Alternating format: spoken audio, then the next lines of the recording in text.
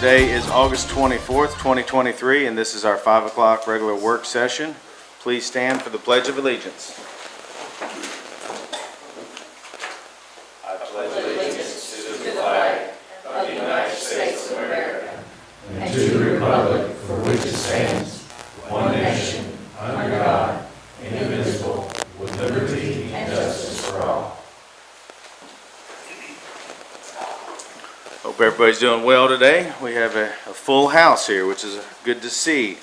At this time, I would like to invite from our Muslim faith, Sheikh up. I think he's going to introduce our presenter tonight. Welcome, sir. How are you doing? Good, thank you, sir. Good. Judge, thank you for the opportunity. Today, my name is Ashik Zaman. I am from Islamic Center of Frankfurt. I am representative of Islamic Center of Frankfurt. And today, Qaid Muhammad is going to offer the prayer. He, with his family, migrated to America in August 2021 from Djibouti, a small East African country. He is attending Kentucky State University as a sophomore, hoping to be a chemical engineer one day. His father and mother both works for the state government right now. And other sisters, one sister is attending Kentucky State University, other sister is in Kentucky Frank High School. So with that, Qaid, thank you. Well, before he begins, I would like to welcome you all to Frankfurt and Franklin County. We're happy to have you, and we're proud of this young man here for giving the blessing today. Thank you very much. Thank you. Mike's yours. Thank you very much. My name is Makador Qaid Mahmoud, and I'm about to start the prayer. Bismillahir Rahmanir Rahim. In the name of God, the most merciful, the beneficent. Surah Al-Fatiha. In the name of God, the infinitely good, the all-merciful. Praise be to God, the Lord of the worlds, the infinitely good, the all-merciful. Master of the day of judgment. Thee we worship, and in Thee we seek help. Guide us upon the straight path, the path of those on whom Thy grace is, not those on whom Thine anger is, nor those who are astray. Sadaqallahu al-Azim. O Allah, nourisher and provider of all things, our protector and shield, defend us from anything that will crush hope in our community. Fill our hearts with confident expectation that good things are on the horizon. May we, individually and collectively, look to You as our ultimate hope and our champion. Give us faith in place of despair and resilience in place of resignation. Turn our anguish and desperation into elation and assurance. Ameen, Ya Allah. Sometimes it seems we are taking one step forward and two steps back. Strengthen our fortitude to keep pressing on, no matter what the obstacles and challenges are. May we be steadfast and unwavering in our prayers for this community and in our practical actions to turn things around. Encourage us, we pray, by showing us ways our work is bearing fruit. We thank You for Your strength. Ameen, Ya Allah. O Allah, allow our leaders to remain accountable to the people. Give them vision and wisdom as they take decisions affecting the affairs of our community, so that they may uphold peace, advance the welfare, and deal kindly and justly with all our community members. Ameen, Ya Allah. O Allah, provide speedy recovery to the sick ones among us. Fulfill the needs of the needy ones among us. You are the ultimate provider. Make our community safe and peaceful for all citizens. Assist our city and county officials in serving the community, especially the police and firefighters. To You we pray. Ameen, Ya Allah. Thank you for the opportunity. Wassalamu alaikum wa rahmatullahi wa barakatuh. Thank you very much. Thank you very much. Well done. Alrighty, before we get started on our work session tonight, I'd like to take a moment of silence. I think everybody knew Ed Poe. He was a very big influential person in our community. He helped create Frankfurt on race relations. He did a lot of things for this community, and he passed away. His service is on Saturday, so if it's okay with everybody, I'd like to take a moment of silence for Mr. Ed Poe.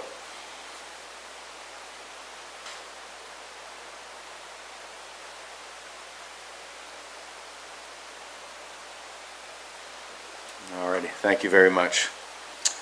Moving on to work session now. Is there any public comments?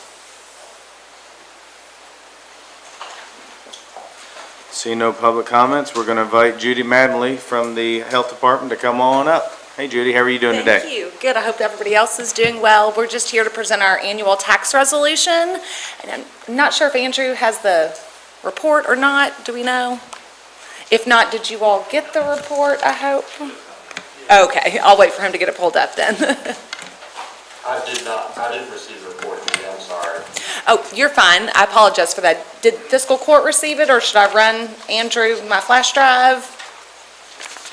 It had a green, it looks like I Yeah, see we it on have- Sherry's we desk we there. have it in our Okay. packets, yes. So as long as everybody has it.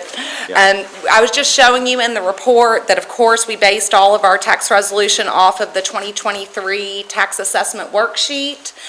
We completed the DLG, Department for Local Government's compensating tax rate form that calculated a rate of 6.9 for us. You also have a copy of the resolution itself. And you can see on the next two pages how that 6.9% translates to the Board of Health budget. And then on the very last page of your report, how that translates to the Health Department budget, with those local tax receipts being our largest source of revenue and our only source of revenue that is allowed to be used where the community actually needs it. And so with that, I will take any questions you all have. Thank you, Judy. Any questions from? Pardon? I understand you all have a renovation project going on out there. It's quite expensive and all-inclusive and very much needed.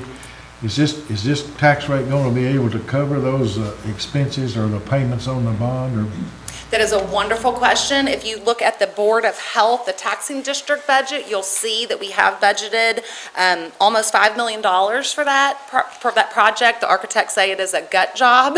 And so anyone that has used the Public Health Center in the past knows how desperately we need those renovations so that our community groups can come back and meet there again. And so our board has been very proactive. We've actually been saving for this for the last 9 years. And so our board will be able to cover the cost of this renovation with the compensating tax rate and not have to take out any kind of loans to get it done. Squire Sebastian. Thank you, Judge. Our hours aren't working today, so, Okay. so just letting someone know that. Andrew, for some before they- reason, the mics accept at the this. magistrate's desk are not working. I noticed in the packet that the building renovation was coming in at 4.75 million. So can you talk to us a little bit about what that's going to do?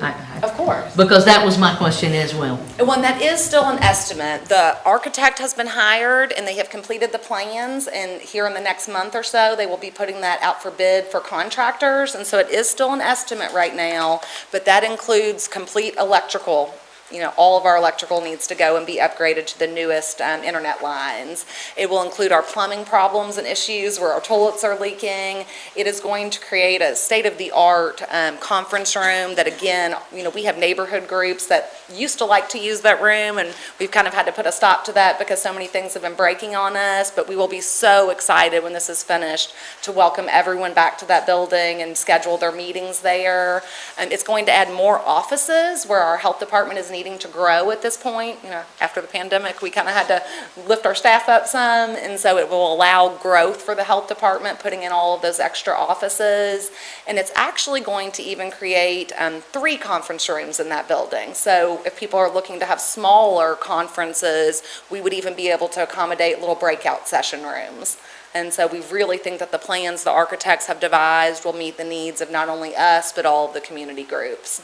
And it has been since '95, since this building has been touched. So when you say additional staff for program needs, are you planning to expand programs? Are there some new programs on the horizon that maybe the state is devolving down to the local organizations? Or can you talk to us a little bit about that? Because everybody's concerned about public health and. Oh, and I'm so glad that they are, Absolutely. yes. And so mostly it is an expansion of programs. For instance, our HANDS program for new parents. After attending the community baby shower, we had to start a waiting list for the first time ever, which is a good thing to have so much interest, but, we want our families to be served right away.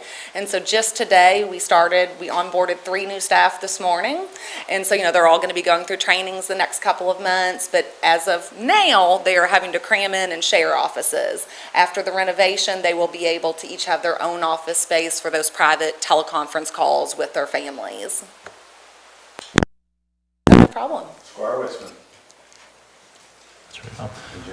Judy, I was going to ask you this at some point, but since you're here, Yes. the renovations that are planned for the structure, at any portion, is that looking at the Glens Creek building, will there be any improvements or changes or consolidations, or how is that going to work with your multi-site campus? And so the Glens Creek Road location is where our clinic is located, our clinic services, and so they're busting at the seams also. So this is going to allow a lot of our business office staff to move over to that public health center and give our clinic more room to spread out. And then that estimated cost does include new furniture for that building also. Anyone that's been to our building, they know all of our furnishings are from surplus, and they're all metal and beaten up, and really do need to be replaced. Okay, thanks. Oh, no problem. Thank you. Any other questions for Judy? No COVID questions? Anything else you want to share with us about the health department since you're here? I will just say that the new COVID bivalent booster we should have in our hands in September, so coming up very soon. So be on the lookout for that. We will, of course, advertise when we have it and want to keep our community protected. I think everybody knows we've been seeing rising case numbers, so we want to make sure that everybody knows that that new booster is coming. Well, good. Squire Sebastian. Thank you, Judge. Can I ask one more question? You said that the architects have talked about basically gutting the facility. So will all of the staff roll into the old public? Okay. Can you We're talk to gonna us about cram it. how that's going to work? We will be utilizing some telework options. What is giving us some flexibility and peace of mind here is that almost all of the staff at the Public Health Center are what we call field staff. So our health educators, most of the time they're not in the office. They're out in the classrooms, they're at health fairs or churches. Our environmentalists, of course, are out at restaurants and grocery stores all day. And then our hands team that is out doing home visits all day. So we will allow some telework for them. And we have one small conference room at our 100 Glens Creek Road. Squire Tanner is very familiar with that room. It's pretty small, but we feel like we will still be able to cram our staff in there when they need to meet or when the public needs to come in to meet with our environmental team about plan reviews, restaurant openings. There will still be a space to do that. It won't be ideal, but the architect is telling us about 8 months if there is no delays in receiving materials. Like last year it was concrete. So, we're kind of planning for a year probably for renovations. Squire Westman. Judge Judy, I suppose while you've brought it up, could you just speak for a moment? We're getting ready to walk into flu season, COVID season. What are some plans and opportunities for the public that may be watching to Yes, take thank advantage? you for that. We should have our flu vaccine in hand also next month. In September is when we start getting that. We will definitely plan some community events. Anyone can call our clinic at 564-7647 to make that appointment. But we will plan some drive-throughs. And then for any parents out there, you should be familiar that we will also plan with the schools to go in hopefully before fall break, if not right after fall break, and offer those flu shots to all of the students. And we'll offer the COVID vaccine at that time as well. Do you anticipate the renovations changing the locations of people very much, or the patterns? Are you thinking that you'll have more of those public outreach opportunities than services at the clinic, or? And well, during COVID, I think everybody got very familiar with our public health center and the drive-throughs. So, we're very much keeping that garage and doing some upgrades on that also. So maybe our staff can stay a little warmer, while they're giving those shots. But we will very much still be utilizing that building and our clinic. And of course, if anyone is interested, work sites and having us come out to vaccinate your work sites, you can also call us at that clinic number 7647 and we can get that scheduled for you too. Squire Tanner. I have one more question. There was some talk about there might be a shot of of COVID and flu and all that together, just one shot, that didn't work. I remember hearing that last year as well, but I'm not getting any information about that this year. The only thing I have been told is that the new bivalent vaccine will target, COVID vaccine will target the strains that are most prevalent right now. And all the information I've gotten, it will still be a separate shot, which I think there are some bonuses to that. We all know that, you know, the flu shot and the COVID shot can get your immune system really hyperactive to build those antibodies. And so if people chose to get those separately, we would certainly understand that. But we do want them to come back and get both. I have one comment. A lot of my young life, I grew up in a town called Lafayette, Kentucky. And there's one person here that knows where that is. That's Ken. Besides me. In Western Kentucky, yeah. Anything else?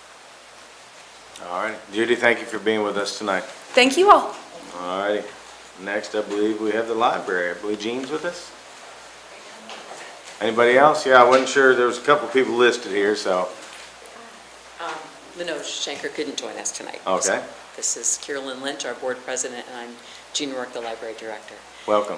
And I hope that you received the packet that I sent along too. So I don't have a nice report like Judy did, but you'll see that we are, the board has also approved taking the compensating rate for us, which is lower than it was last year for both property and real property and for tangible tax. So that's what we're planning to do. So. Okay. How are things going at the library? They're going great. Yes, we are seeing more people in. We're offering more programs. I just went over our annual report today to get it ready to submit to the Kentucky Department of Library and Archives, and you know, we're showing real progress after the pandemic. So it's So pretty things exciting. back to quote unquote normal after? We're working there. Yeah. As close as we're going to be to normal, I guess? Well, we're hoping we can improve those numbers a little bit. We're Right. still not seeing as many bodies in the building, but we are seeing a great attendance at the program, and our checkouts are increasing, and our outreach is also increasing. So those are all good things. Yeah. Great. Any questions from the magistrates? Y'all are off easy tonight. Good Yeah. job. Thank you you. for being with us, and thank you for what you do. Thank you. All righty, and next is the extension. Two smiling faces right there. How you guys doing? Doing great. I'm not Adam Leonberger. if I you can know figure that. it out. I know that. I know that. I'm I the new wasn't- kid on the block who's not new to Extension. I'm Carla Carter. I'm the Family Consumer Science Agent and the fiscal contact for Franklin Extension District Board, and I think you know this gentleman beside me. Yeah, well, I think we all know Sharon. How you doing, Sharon? For the record, Sharon Jackson, I am the chairperson for the Board of Directors for the local extension board. Thank you for being with us tonight. Y'all like to go ahead and present? So we are presenting our 2023 tax rates. The Franklin County Extension District Board had a meeting on August 14th, and they voted to set the tax rates at the compensating rate. Real property was 2.0000, personal property 2.4200, and motor vehicle 1.0000. No tax on aircraft, documented watercraft, or in transit inventory will be collected by Franklin County Extension District Board, as has been in the past. Any questions from the court? Our pleasure. Sharon, that's maybe the easiest you've gotten off. Sorry, I think somebody needs to ask Carla some questions. Yeah. Ask me some questions. Yeah. Hey, well, I can just let you all know, we had a record year at 4-H camp. We sent 120 kids. This is the most that we've sent to 4-H camp. Also want to let you know, our homemaker, since I am the FCS agent, that's the AKA the old home economics teacher, our homemakers volunteered 8,960 hours last year, and that would be $255,718.40 impact for the county alone. So just want to let you all know, happy to be here, happy to be a homemaker. Yeah. Thank you very much for being with us tonight. Good. All righty, we'll jump into the judge's report. First, things have been busy as always. I think Andrew has a picture. I just want to, August 11th, Thornhill Learning Center had their annual Spellalooza. And there's the Franklin County Fiscal Court put a team up. And yeah, it was, they did a very good job. I want to thank Tina and Amy and especially JW Blackburn there, who still says I fibbed to him a little bit. He says, Judge, you said you were going to be on the team. I said, no, JW, I said I would be there.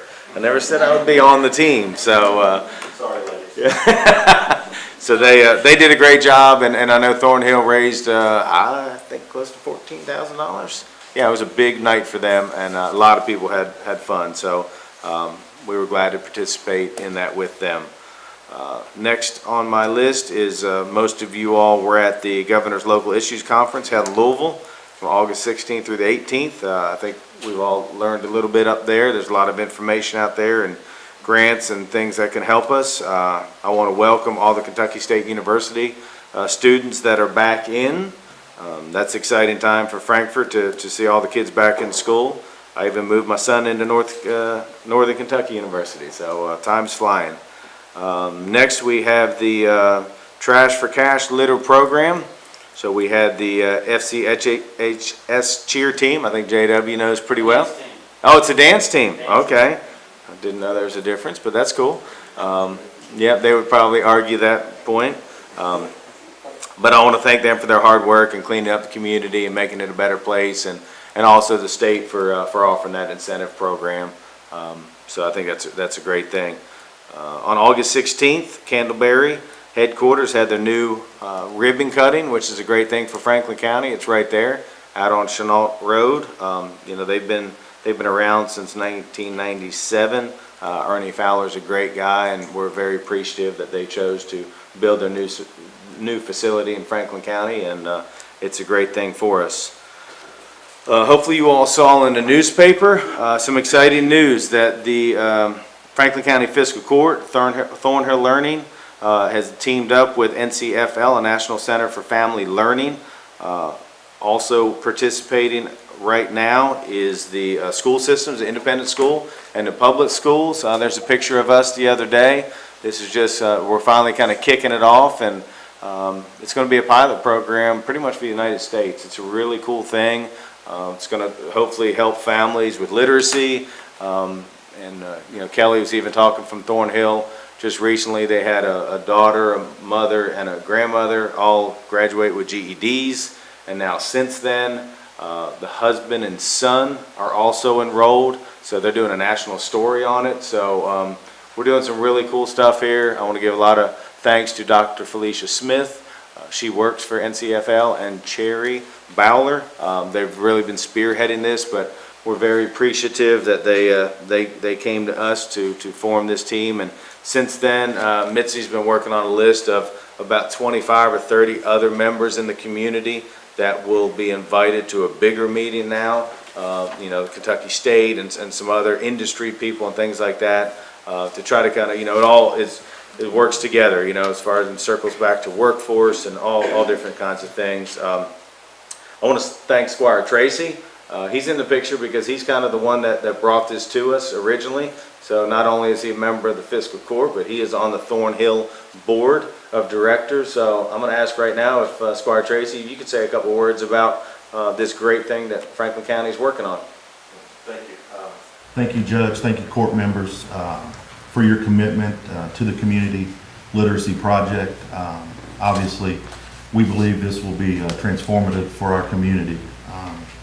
Again, to kind of touch on the other groups, we're looking forward to a launch meeting in late September, I believe, which will bring several other nonprofit organizations and entities together to engage in this effort to establish a family learning system of support. There are organizations now throughout Franklin County doing amazing work that we hope to coordinate with and amplify the efforts. So it's going to be a really good program. So thank you, Squire Tracy. Next, I think you all know that, you know, Richard Sanford is our new code enforcement officer. So we're looking forward to him getting out in the community and making sure people are doing business the right way. He's still kind of learning the ropes right now, so we're getting everything worked out with that. Next is a really cool thing that the Fiscal Court will be the first annual international festival held on October 14th at Lakeview Park from 4 to 8. So at this time, I'm going to ask Mitzi Jevedin to come up, and she is helping spearhead this project. So please fill the court and anybody watching in on where you all are with this wonderful festival. Sure. Thank you, Judge. Thank you, Court. Alongside Squire Sebastian and several others in the community, such as the Public Library, a lot of nonprofits, community partners, we're all coming together on a planning committee just to kind of talk about what do we want this to look like, and our vision of what we want this to be. And it will be an annual event every year, but what we really want this to be is just a reflection of our community. Our community is diverse. There's lots of ethnicities, nationalities, cultures. We want to highlight that. We want to celebrate that. So we will have lots of food trucks. I've already heard back from several today, so that's exciting. We're going to have a kids zone there with activities provided by Yes Arts, the library, Wanda Joyce Robinson Foundation, as well as some fun things for them to do, jump in the jumpy houses and all the things. And we're going to have entertainment. So this is kind of our ask, is that you go to our website, franklincounty.ky.gov. When you get there, you're going to click on that little icon, the International Festival icon, and there will be a drop-down of a form, a registration form, a sponsorship form. If you would like to be a vendor there, or if you're a business and you just want to share information with the community, you can do that and have a table. There is no charge for that. Basically, that's it. We're looking for performers. We want this to be entertaining and educational.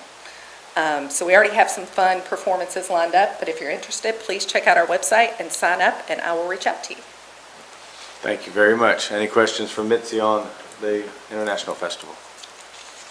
Thank you for working on that. You'll be seeing posters all around town. Thank you. As I said earlier, Kentucky State University has their Welcome Week this week. Students are back in. We do want to highlight on Saturday, August 26th from 10 to 2, they're doing a health run walk and a health fair. So I think that's going to be a really cool thing for the community and the students. So if anybody's able to attend, please do. And lastly, we need to talk about this heat. You know, it's been a rough week, probably the hottest week of the year. I believe there is some cooling stations set up if need be. I think the senior center, I saw that they're set up as a cooling center, and there's some other ones, but you could. Thornhill is also, okay. Andrew, do you have anything to post on that? Do we have anything? Simon House? Perfect.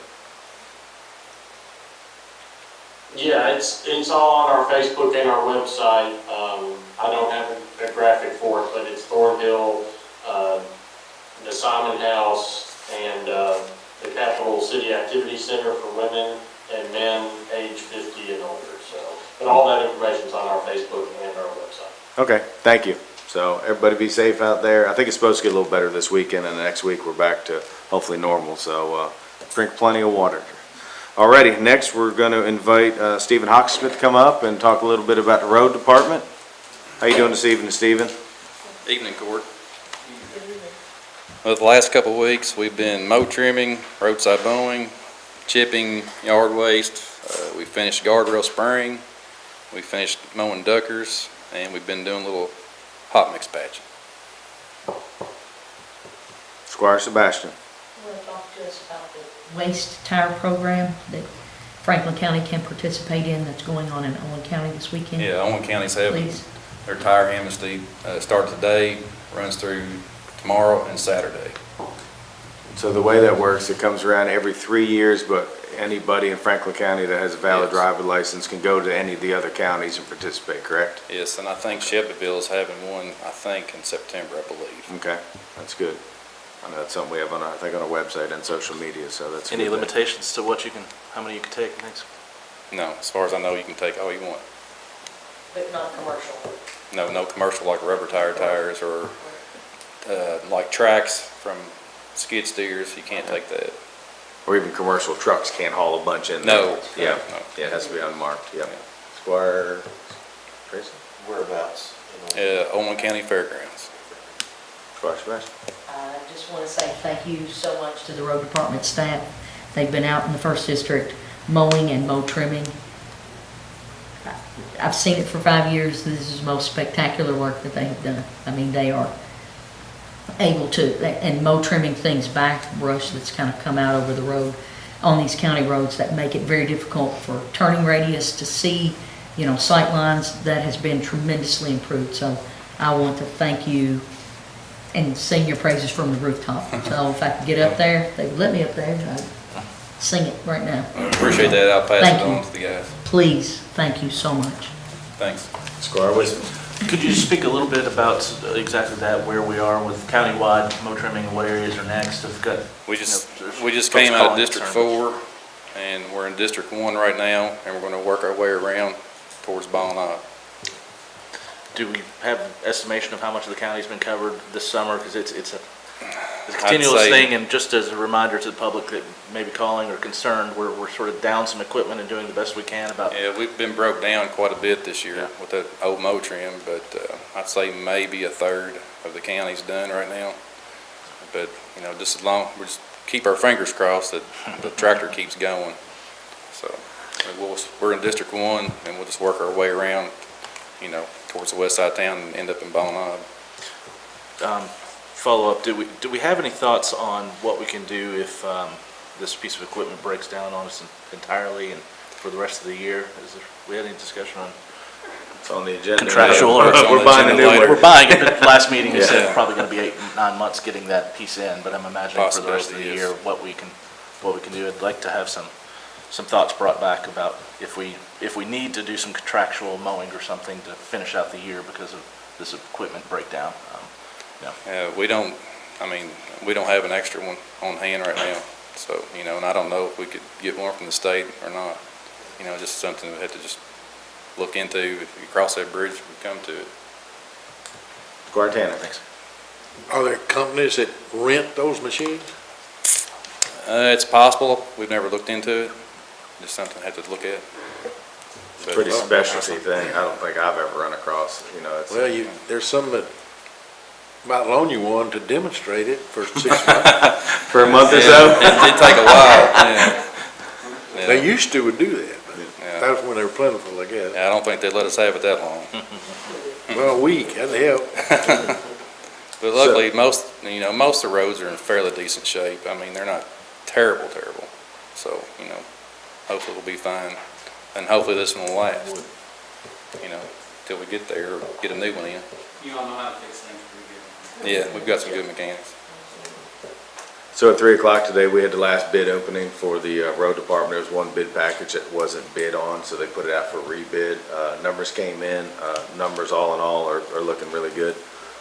So we have a couple things, road committee has a couple things to work out, but hopefully we're gonna have that on the next agenda and try to get them a new facility going down there. So we talked to Stephen earlier about what can they be doing right now to get ready for it and cleaning the lot and things like that. So we should all feel pretty good about finally being able to get that project underway after many, many years of getting it kicked down the road. So I'm appreciative of this court finally. Squire Tracy. Just follow up with that. I would assume, or Steve, you can speak of, it sounds like once the contract is signed, about 2 weeks. So from now to the middle of third week of September, there'll be a large number of road department employees that will start and begin the cleanup of things that are Yes. not needed and so forth. So you may see things taking a little longer to get to because they're doing cleanup for the new building to start. Any other questions for Steve? All right, thank you very much. I know you got some more items on here. What? Oh, JW, no, I'm sorry, Squire Blackburn. The yard waste. You got the number? Yes, I did. I got them just for you. It was 14 city, 19 county. Wow, okay, thank you. All righty. Any questions on our August 7th meeting minutes?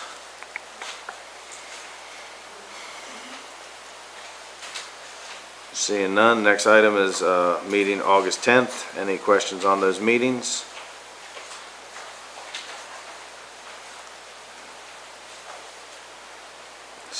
none. Judge, there was one Okay. position, Oh, which one? I'm sorry. On the 10th? on the 10th meeting. Okay. I want to be a stickler on it. The back page, the first paragraph, that we voted to surplus that equipment subject to a recording of all of the serial numbers and appropriate identifying numbers. I'd just like to add that language. Okay. Clerk, did you get that? Yes. All righty. Thank you, Squire Westman. Thanks. That's a good catch. I know Judy has already talked about the health department stuff. Has anybody thought of any other questions they want to throw at her while she's still here? I'm ready. All righty. Seeing none, I believe Mr. Roy Gray is with us tonight. How are you doing, sir? I'm fine, thanks, thank you. Yep, welcome tonight. And Thanks, I don't have anything exciting to talk about, like new tractors or compactors. I'm the friend of the court. We've been doing this since the early 90s. And what we do is enforce, mediate, and monitor child support payments, medical payments between parties who either are divorced, aren't together, parents who aren't together are divorced. And this is pretty simple, actually. We've always filed motions, hard copy motions, when we're trying to enforce an order, that sort of thing, in the past. But the Supreme Court is going paperless, and the Chief Justice passed a rule that any pleadings or any motions having to do with domestic relations have to be electronically filed.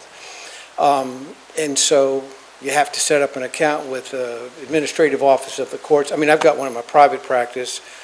Max has one or is going to get one. But this is a government, they have a special program for government programs, and it costs $10 a month. And somebody from the county, I've been dealing with Kim on this, needs to just basically authorize. I don't know how it works. I guess it's a direct deposit or something.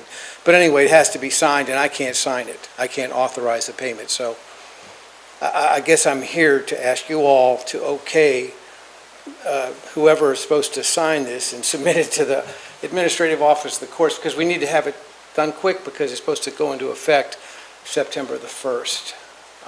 So that's what, I don't think, Max, you've got a little bit of a reprieve until like October or something like that. But It actually started August 1, and they will no longer take paper filings in domestic cases past September 1 in our Yeah, clerk's that's- office. yeah, So that's what I meant to say. that's the hard and fast rule. So as of September 1, they will no longer take any kind of paper filings for domestic cases in So Franklin I County. guess what I'm here to tell you all about, and Kim, are you, I don't know, I can't finalize that with the AOC.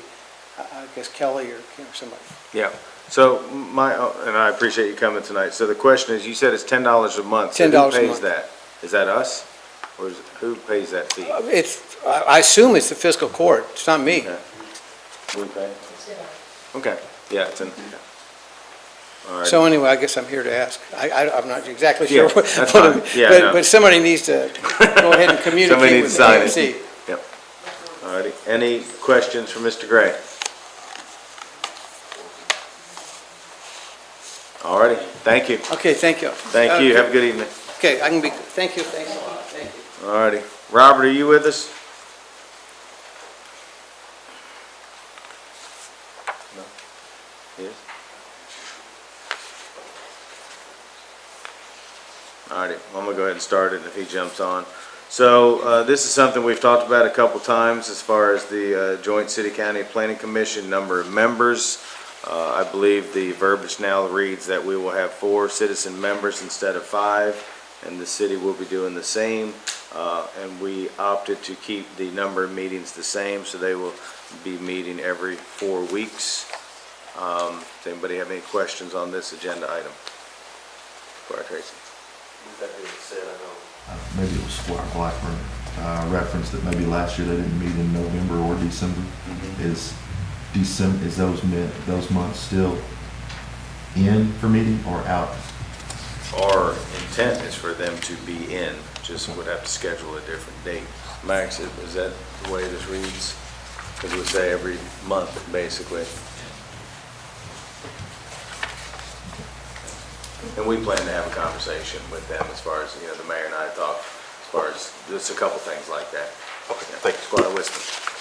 Couple things, Judge. Just a clarification, the city hasn't brought this up yet, right? So our recommendation is going to go to them to vote on, and they... Mayor called Deputy Jack today, and it's going to be on their Monday agenda item. Okay. Legal question. I have a concern that we don't specify which seat we're taking out. We have some expired, obviously, but we don't specify which seat we're filling by removing one seat. Do we need to, Max, do we need to dictate that somehow within this ordinance change? It doesn't originally say that. The seats were staggered, obviously. It talks about establishing the seats and filling staggered positions. If by diminishing one seat, we're filling the remaining seat for the remaining term, is that applicable, you think, or? I don't think it would need to be specific as far as which seat we're filling. I mean, I think it was previously discussed in the last meeting that as far as the people who were currently on that commission would remain on that commission. And so I think there's some people whose terms have expired. And so I think by process of elimination, those expired terms would just go ahead and remain expired, and that could be the seat that is replaced. I think the original ordinance talked about, the county can appoint so many, the city can appoint so many. And so it wasn't specific as to, this is the first one, this is the second one, this is the third one, this is the fourth one. So I wouldn't think that this would need to be that specific either. Okay, thank you.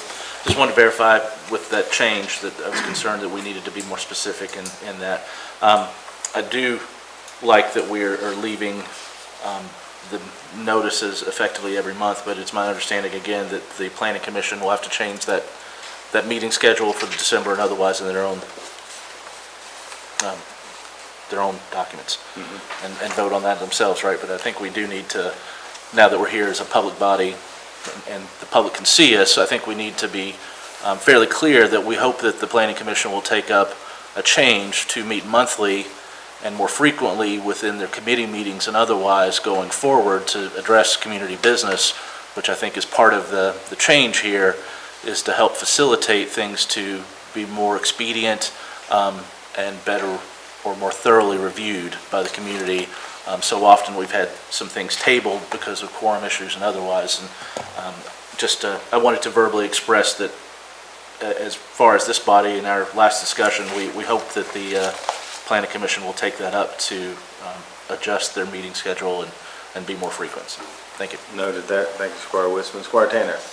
Well, I was going to kind of follow up on what Squire, he's pretty much covered it, but can we mandate that you meet every 30 days? Or not, I guess 30 days is pretty rigid, but once a month, put it that way. I think in that original ordinance, it speaks about how often they have to meet. And so I think we can say that meet at least so often. Now, they can choose to meet more than that. That would be their choice. And it's calling a special meeting or whatever else. And I think that's what Squire Wisman is somewhat put out a request for. If they're a little heavy on, things needing to come before that commission, they could definitely schedule special meetings. Squire Sebastian. Thank you. Thank you, Mr. Valentine. Thank you, Judge. My question is in relation to how this appears on our agenda. Since inside this document, there is no discussion of meeting frequency, do we need to remove that from the language? I'm only asking because what we're focusing on is the number of members. So I'm asking that, I don't know. Yeah. The way You're the saying agenda like item in the voting? appears. Yes. Just asking. Yes. Yes, we need to change that? I think on the first reading it was. It was, that's why I'm asking. Yeah. So we can, Because it makes, can be it's a moot point at this point. Right. So the wording of the agenda would end with number of members? yes. Okay. Ken? Thanks. Jack said no because it was advertised as 3 and now we're changing it back. Is there a motion to change it back?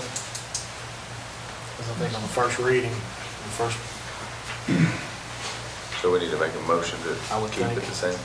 I would think, to remove that from the amendment. So when Because we get it was a to, proposed amendment to changing not only the number, but the frequency.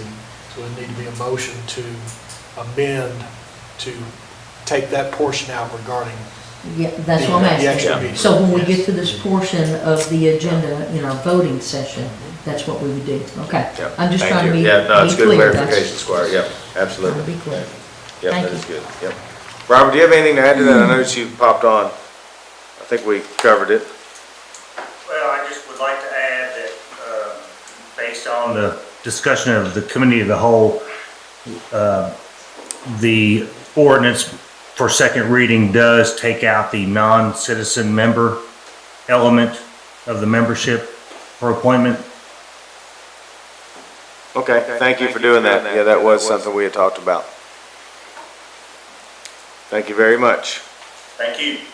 Clarification with that as well, that was a change since the first reading. Should that be an amendment? I would say yes. Okay. Judge, if I could, the ordinance as presented at second reading, Does reflect the changes of the non-citizen members and the frequency. So since, since the frequency is already in the ordinance, the original 1989 ordinance, it was removed from the amended ordinance presented today. But the non-citizen member provision is shown in the ordinance tonight to be stricken. So you're saying when we make the motion, that needs to be addressed. Is that right? Mr. County Attorney, I defer to you. I think to make everything as clean as we possibly can, and so everything's just really clear, it probably wouldn't hurt. I'd rather belt and suspender than only have one, and than not have either. County Attorney, making an amendment or a motion for an amendment to alter to the published document that we have here should be sufficient. Yes. Yeah, that's fine. Yeah, you can amend. Thank you. Thank you, Robert. Yes, sir, that document was also sent to the city as well. Okay, yeah, thank you. Yes, sir. All righty, moving on, we are going to invite, I believe, Tammy up. Chief, you coming up with her, or is she gonna do all the work tonight? I'm here for school. Oh. How's Tammy doing today? Good. Good. This is an authorization to apply for the Kentucky American Water Grant for the purchase of hazardous materials spill containment pads. This grant is applied for and awarded annually.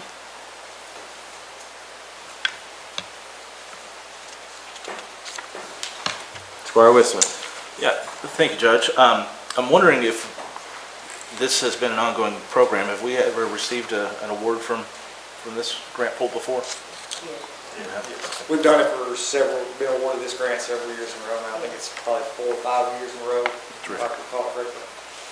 At least our term on the board every year. Yeah, it's an annual grant. It started in 2011 or 12 or so.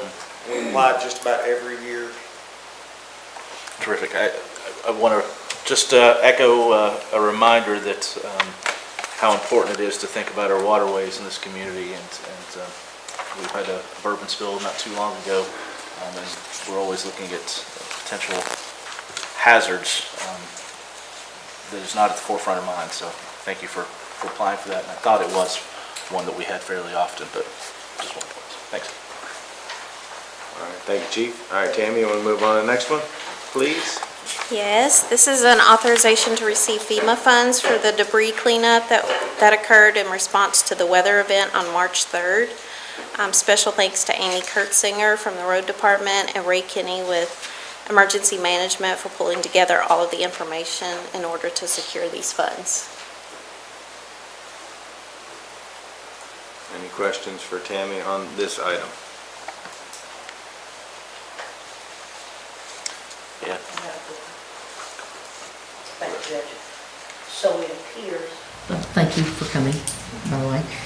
It appears that, I guess, the county expended or expended about $115,000 right, of our funds internally for cleanup processes, staff time, equipment, et cetera. And what we are able to recoup, I guess, is going to total $86,000. Is that what we were applying for, or is that the maximum that we're eligible to recoup? I just want to understand the distinction. There's a match. Okay. So the 86,000 would be, I think it's 80% of the 115. Thank you. I'm just trying to make sure I understood that. Thank you very much. Could you just elaborate a little bit about what those expenses were that were eligible for reimbursement effectively through the grant program?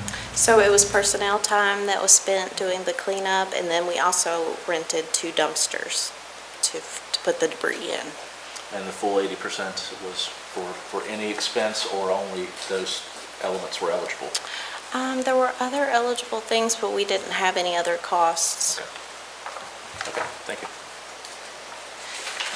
Any other questions? Seeing none, thank you, Tammy. Next is Amy. Good evening, Amy. Good evening.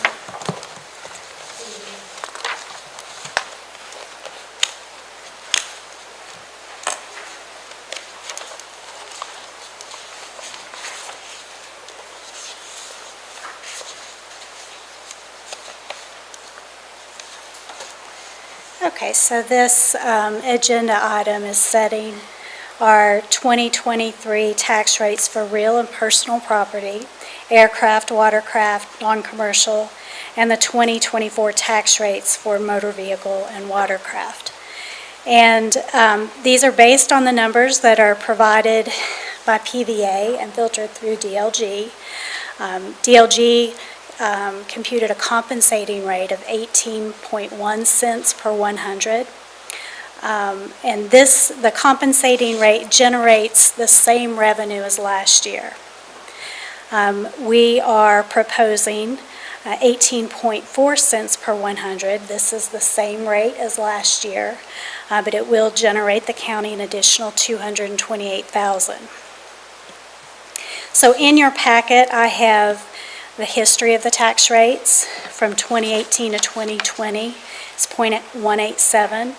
2021 is 0.185. 2022 is 0.185 as well. 2023 is 0.184, and this year's proposed rate is 0.184 as well. And then the final page of your packet also has some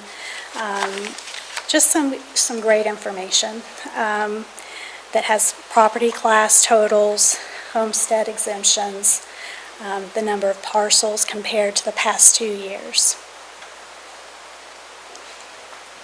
Any questions for Amy on this agenda item? Squire Wisman. Judge, a few things. I suppose I'd like to maybe just ask the committee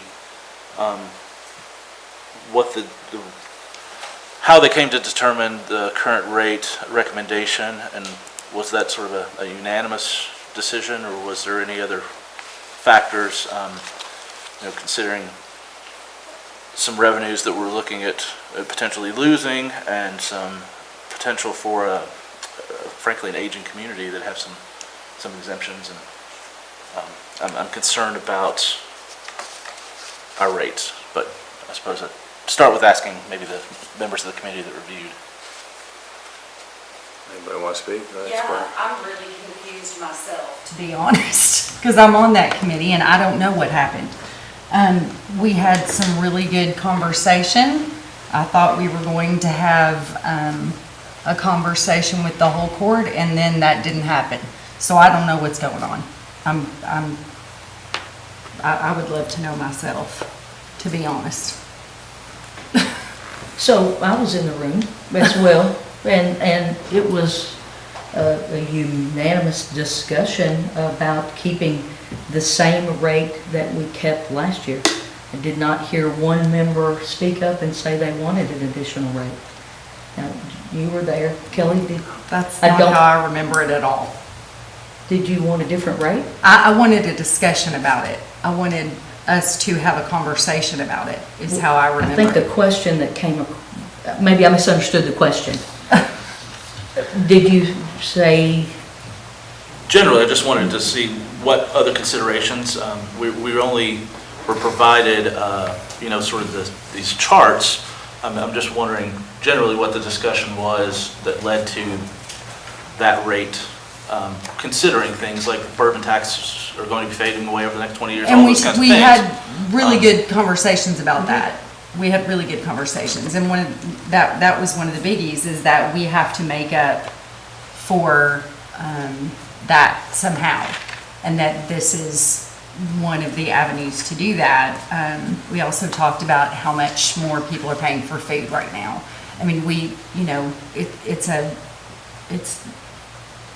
it's difficult, but I'm just feeling a little confused.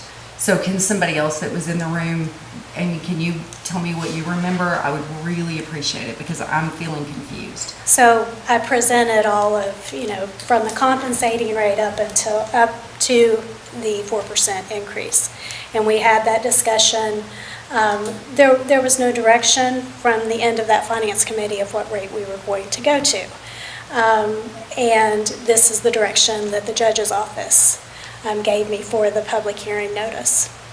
and these are the materials that were presented to us in the committee? Yes. So there were no additional volumes or reams of material to review. There was considerable discussion about the, as Kelly indicated, we talked about the cost of things going up.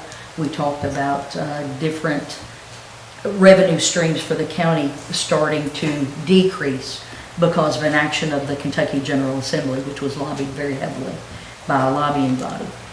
We talked about the cost of other things increasing and how the county would start to begin to address that, knowing that it can't eat that entire elephant. I think that was the Right. comment. Absolutely. That it can't eat that entire element in one setting. Right. And so trying to plan for that. And also, we talked about, taking the same rate as last year versus going up to that 4% rate only generates an additional $140,000. And I think that's important to remember. It seems like a large jump, but when you look at the revenue, it's only $140,000. And with the costs, and that's where Kelly's comment came in, her comment was specifically, she said the cost of everything has gone up, especially food. She said we can start at the lowest, I'm going to use these words, they're mine, lowest common denominator, which we all have to have, is food and water. And she said those minimal elements are going up besides everything else. Our bills are going up. So that was the conversation in the round.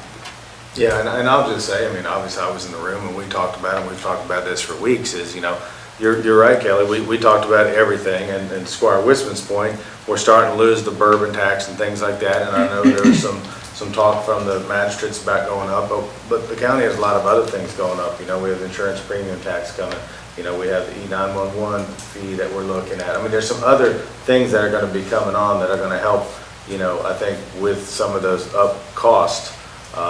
But again, to Kelly's point, we looked at it one way, that, we need to make sure we have enough money to pay for everything and start planning for the future, because we know that other one tax is going away because of the General Assembly, like Squire Sebastian said. But we also recognize that people are having a hard time paying their bills as it is. So, I thought it was a consensus of the group to keep it the way it was, just like last year, not raise it, and we'll see what happens this year and go from there. And that's Squire Tanner. I got a couple of comments, if I may.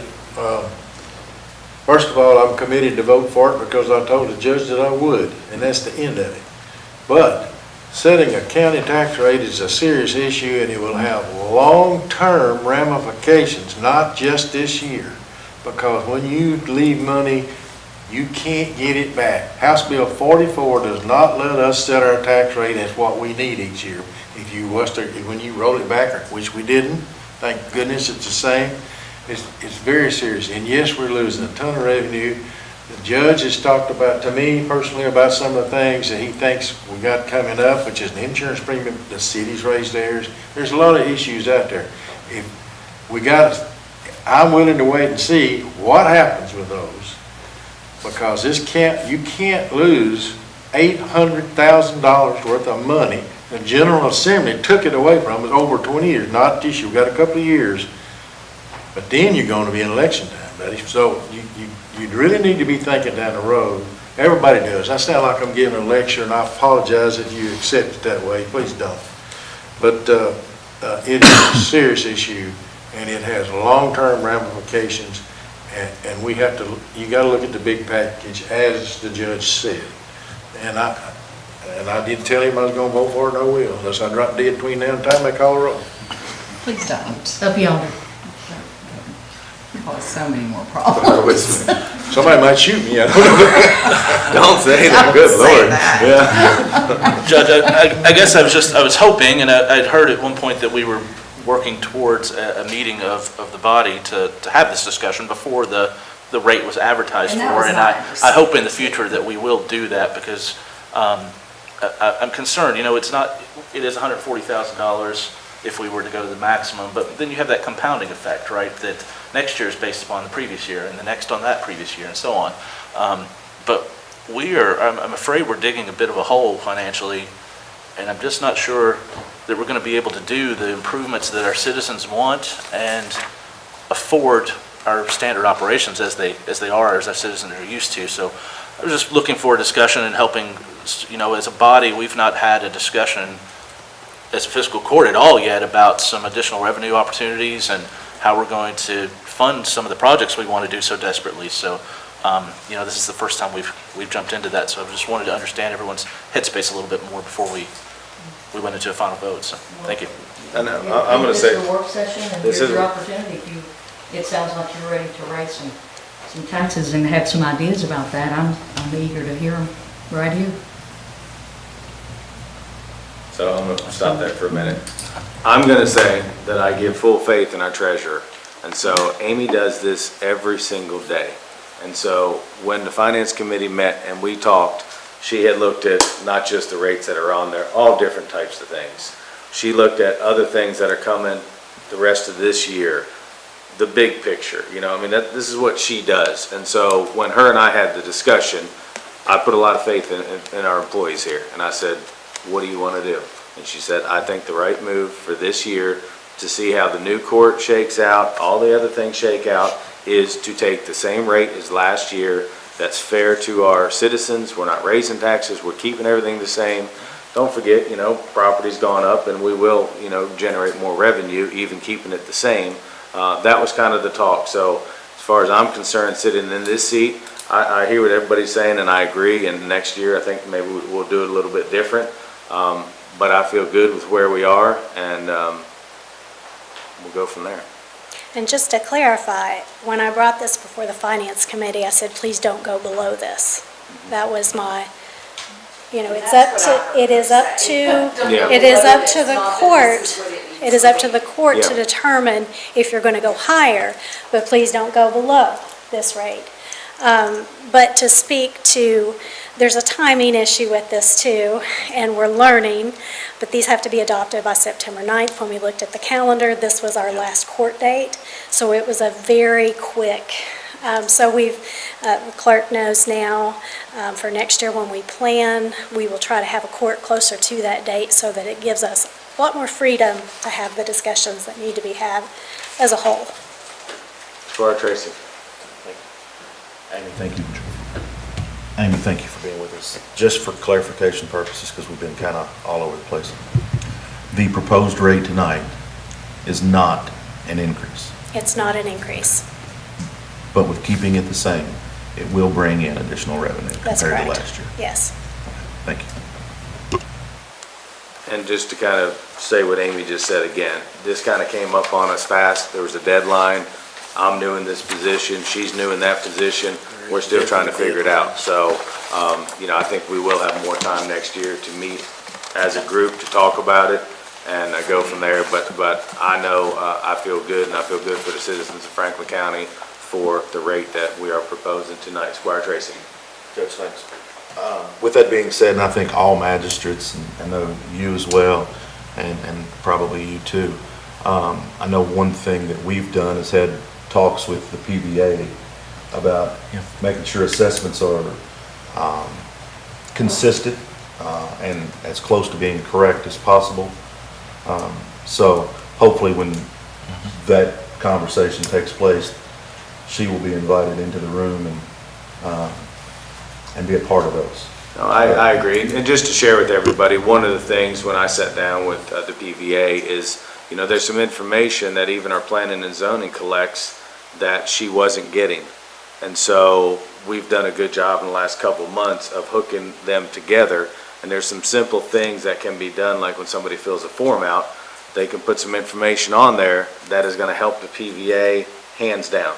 And so the PVA have been doing a lot of homework trying to figure out, let's say, what an addition cost or whatever, how to revalue a home, and that's why things have been inconsistent. So I think getting the two agencies working together on a simple added a line on a form that people fill out anyways. So I think it's just an ongoing process that we're trying to improve on that will hopefully make everybody equal. So, yeah. That's what I was. I commend what you said just there. You know, that is the duty of this fiscal court, right, is to continually evaluate. And like I was saying, this is the first time we've got to do that as a body. I just wanted us to have some discussion about where we were. And I know Amy and I had talked about not dropping below that rate for concerns about meeting our minimums. So I wanted to hear just some of the committee's thought process and this body's thought process, not to question our staff or anyone. I love what Amy's doing. I think we're in a great shape for regularly reviewing our financials. But again, this is our one time of year to sort of think about what can we tweak and how can we provide better services. So I just appreciate the conversation. Yeah, no, absolutely. That's the purpose of the work session. I appreciate everybody's input. You know, it's all important, and I believe in the next couple of years, this court's only going to get stronger and better, you know, so we're just trying to keep things moving and not get in trouble right now and turn things in when they're due, and so that's, we're learning. Go ahead, Squire Tanner. I got one more question for Amy, and I did know from past experience that there is a deadline we have to pass that. Is it always September the 9th? I believe so. I thought it was September, but I didn't, because it has to be printed and put on the bills that go out from the sheriff, and I don't know how that works together, but I knew that it was a deadline, and I thought it was in September, but when you've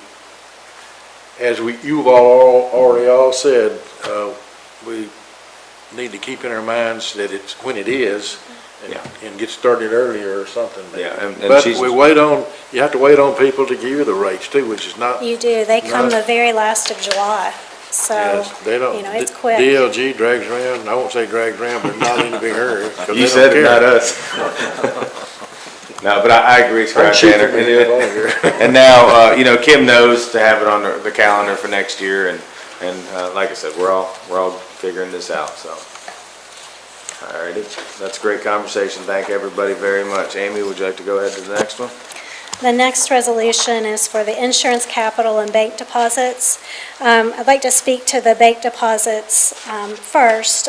We are taking the maximum 0.025 on the bank deposits. And that's a franchise tax on financial institutions measured by the deposits located in our county. Last year we collected around $219,000. And then Amy, moving before you move on, I just want to say, is that the same rate as last year? it is. Thank you. Okay. And moving on to the insurance capital rate of 0.106 per $100. Again, this is another KRS ruling that we can impose a tax. Now, the maximum that we can impose here is 0.15 on $100 taxable capital of domestic life insurance companies within our county. And you have a chart in your packet that sort of shows the tax revenue, the history, and this year's estimates. The certified assessment that came from the state is $71,708,693. And as you can see from that chart, the rate has been all over the place, but so has the assessment. In 2022, the rate was determined by increasing the county revenue by 4%. So I followed that same, adding 4%, and that's how I came up with that rate.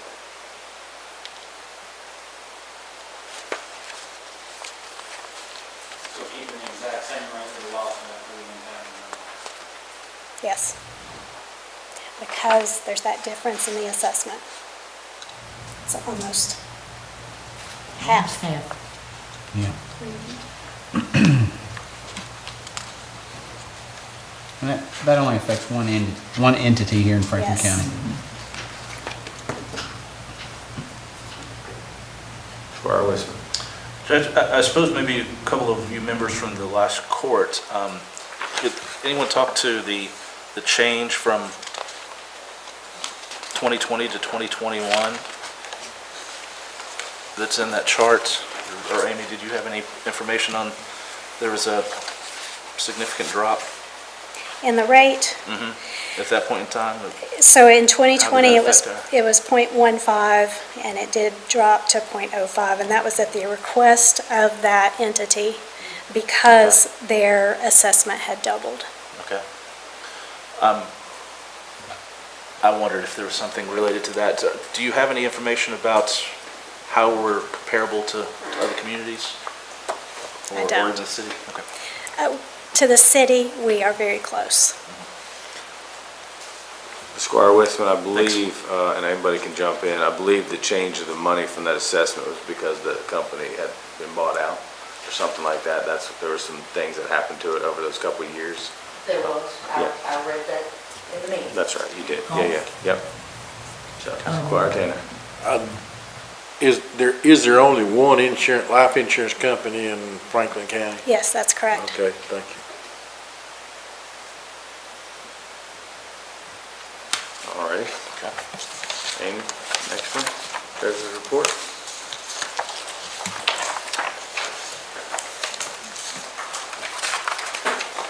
So in your court packet, the monthly summary, I updated that today, and I left it on your desk.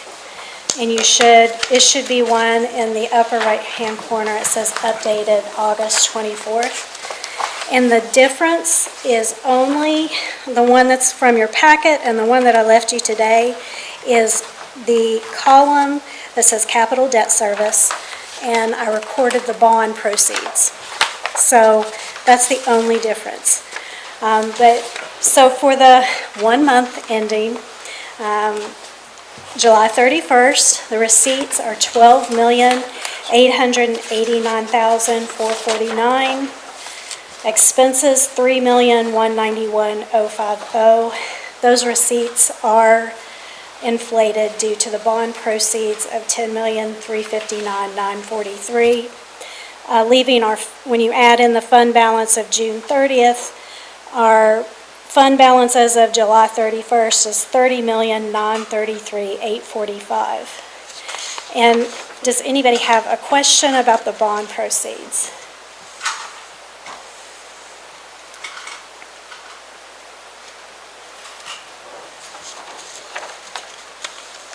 Okay, I'll move on to your revenue and expenses. I do want to point out on your revenue report, page 4, we had our second settlement for opioid of $26,511.24. That brings the balance of that fund to $231,558. And then also we received our second payment for that LATCF grant, which is the Local Assistance and Tribal Consistency Fund. That brings that balance to $100,000, and that is federal money.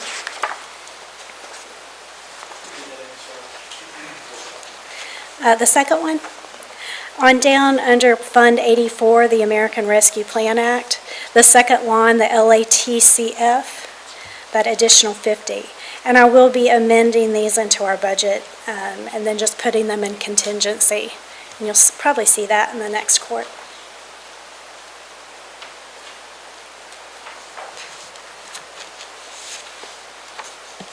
Any questions on the treasurer's report? Amy, thank you. Thank you. All righty, I'm gonna ask Stephen to come back up.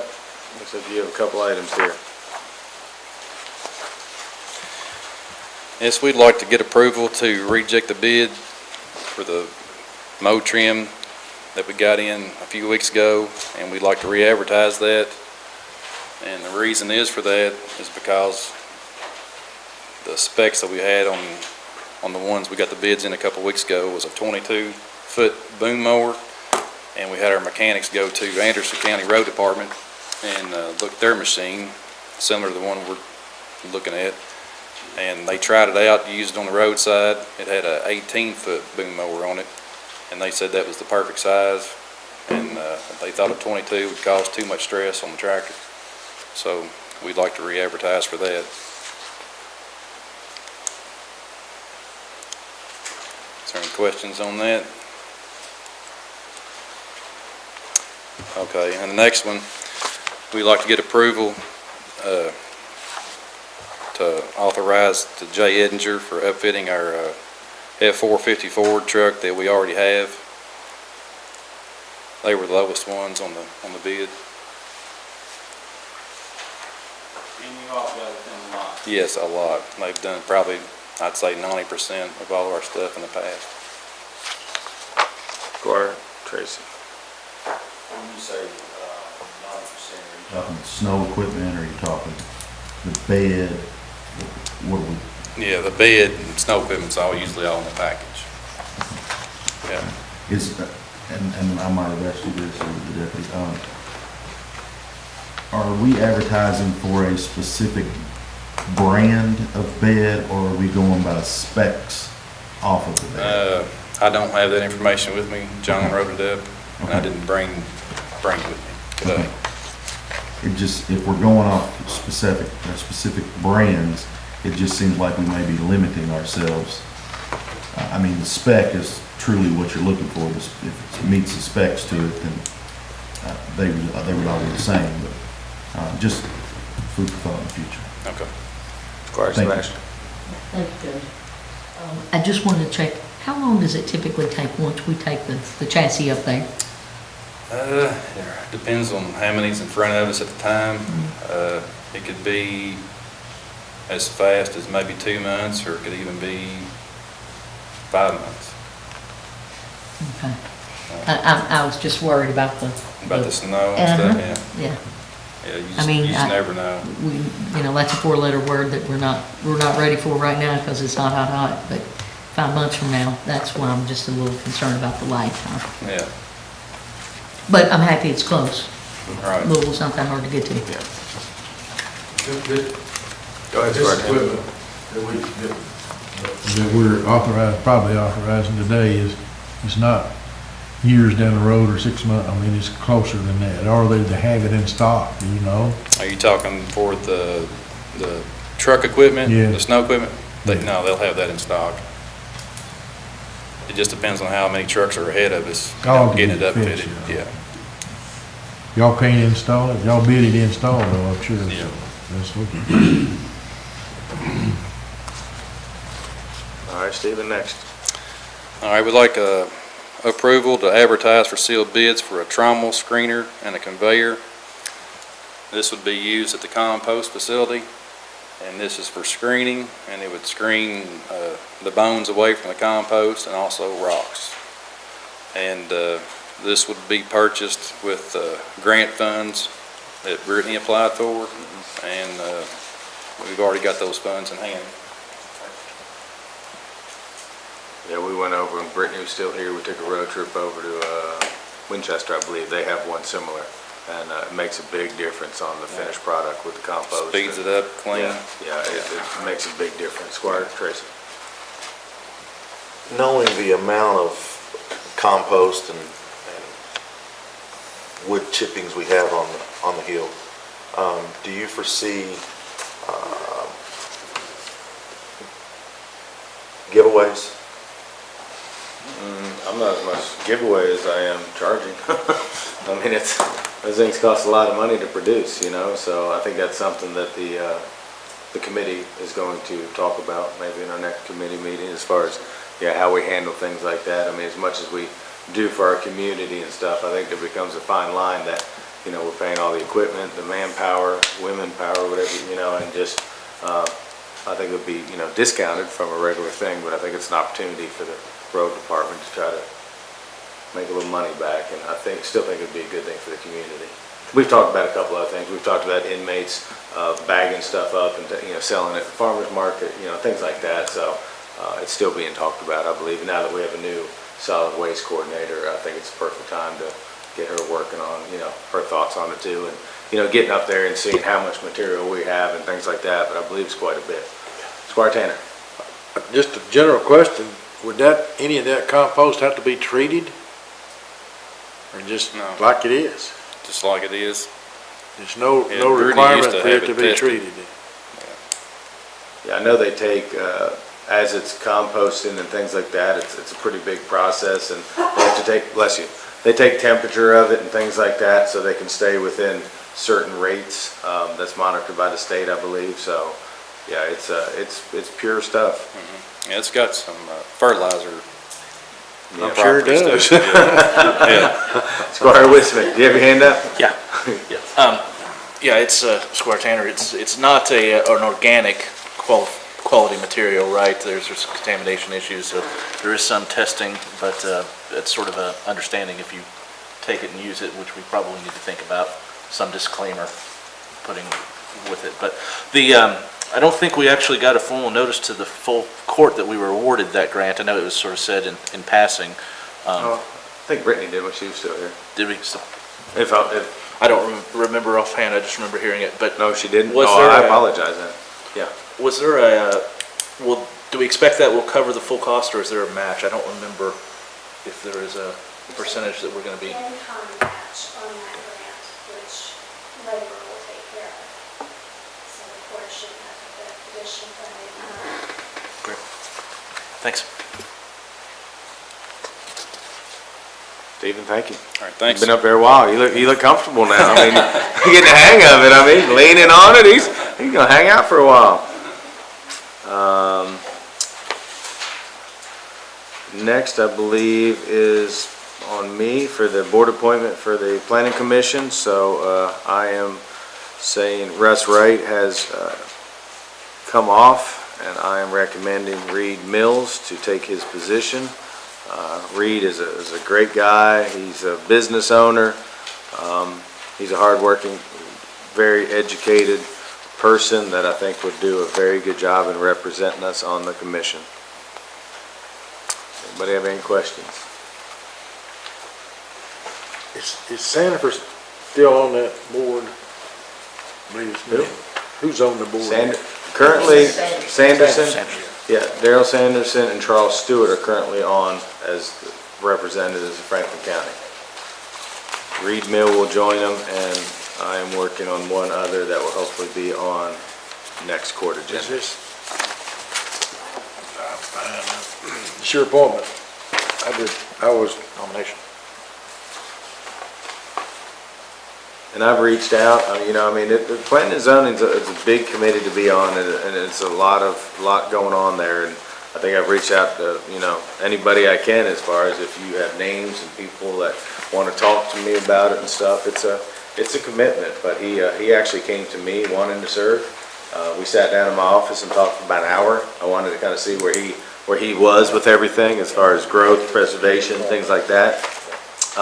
Very level-headed. And I think he would do a very good job on this board. Judge, thank you. It is difficult to find people for these positions, so if anyone's interested, I hope they'll reach out to you.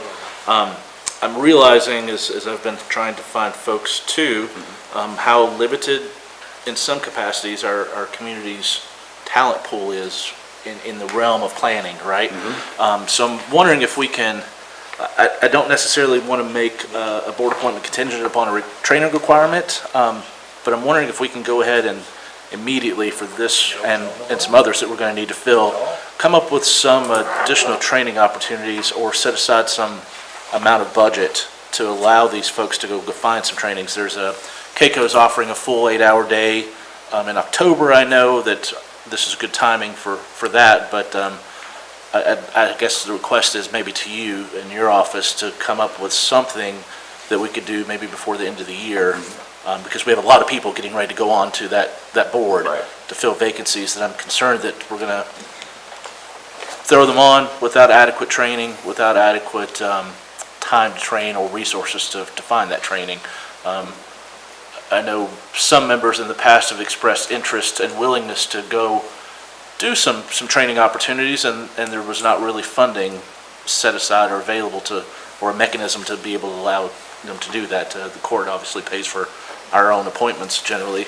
That KCO training will be a good one. I would like to ask you to ask Mr. Mills if he would attend that one, obviously. I'm sure he rather would. than not making it contingent, but. Yeah, I would like understandable. to- No, I think that's a great thing and more. And I noticed Mr. Hewitt just popped on, so Robert, would you like to speak on that? Yes, sir. The Planning Commission in their budget provides funding for training of all members. KRS Chapter 100 Requires 8 hours of training every 2 years for planning commission members. I always orient each new member with a 1 hour session with all code sections. And so, but I do support Squire Wissman in additional training. Planning and zoning can be very foggy, but I support his request for additional funding for more training. It's a good thing. So I hope the court considers it. Okay, that sounds good, and I appreciate that, and I'll talk to him, and I'm trying to set up meetings with our 2 existing members also, just to kind of talk to them and see how things are going and see if they would like any additional, training. So I think it's a good idea. Yeah. A couple of years ago, we brought in a group called CAMP, and it was more directed toward historic preservation intricacies, but there's so many intricacies in planning and zoning. Kind of what I have in mind is trying to find something that can come in with some real professionals and do, most of a week or something, some hands-on training, and maybe not all within 1 week, but, there's a lot to get up to speed on, and, our manual is that thick.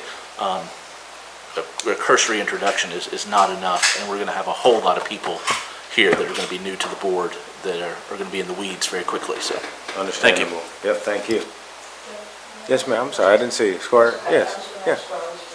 You say we brought them on, was that, what body was that? So that might be helpful to know what other collaborative resources are available. Sorry, that was, the city effectively, the Architecture Review Board in its own capacity did that training that I went to and attended as just a citizen, sort of, at that point in time.